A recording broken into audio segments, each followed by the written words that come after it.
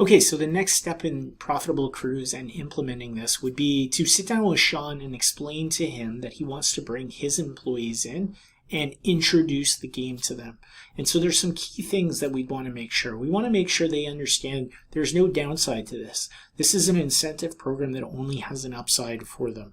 And that's a really important thing because employees are going to be a little concerned if they think that they can end up making less money. So a lot of times business owners try to set up these variable pay, but they penalize their employees in the beginning, which is not what we want. We actually want to pay our employees more money because if we're paying them more money, they're producing more. If they're producing more, we end up making more money.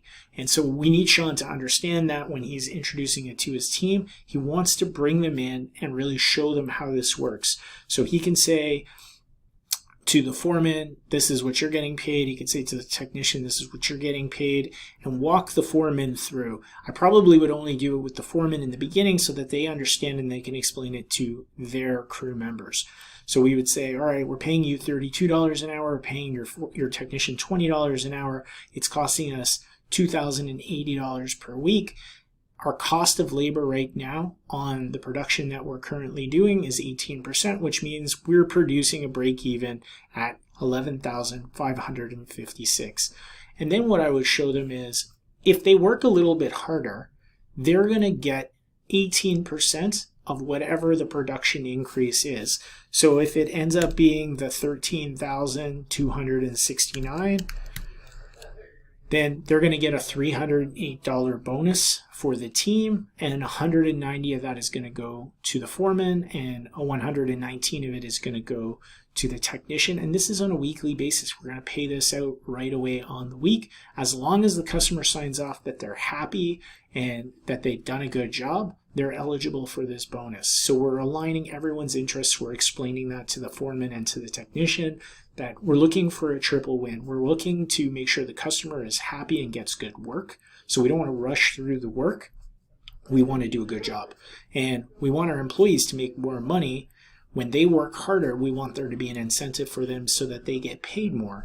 And so they will see, right, now my weekly pay has jumped to $14.70 or $9.19, and effectively what that means is I went from $32 an hour to $37 an hour. I went from $20 an hour to $23 an hour.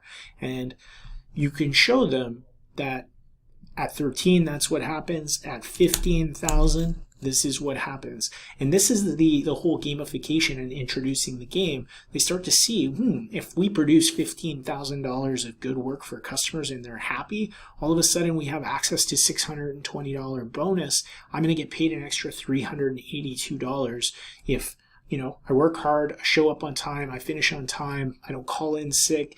All of these things, all of the behaviors we want to incentivize align. All of a sudden, I'm going to start making $42 an hour. That's $10 more per hour for your foreman. And the reality of it is now all of a sudden alignment comes naturally. They're highly motivated to deliver higher production because they start to see this is going to impact their pay immediately. Same with the technician. It's $26 that they're going to be looking at instead of $20. That's a huge difference as a percentage, and it will make a large impact in how they're going to show up for Sean's company. So again, we would sit down with Sean, explain it to him, and then we would have Sean sit down with his employees and explain it to them so that they really have an understanding of the game. Again, remembering if they come in and they do, they have a bad week and they do the, whatever it is, 11,250 or 12,500, let's say, I guess 11,250, they're still going to get their 2080. We're not going to take any money away from them. That's really important to stress in the beginning because we don't want them having any anxiety that we're trying to pay them less. That's the exact opposite of what we're trying to do. We're trying to incentivize them to make sure that they can make more money so that they work harder. And then when they work harder, Sean makes more money, or in your case, you would make more money. And so that's really how we want to design the game and introduce it to the employees so that they feel comfortable that it's just an upside option for them.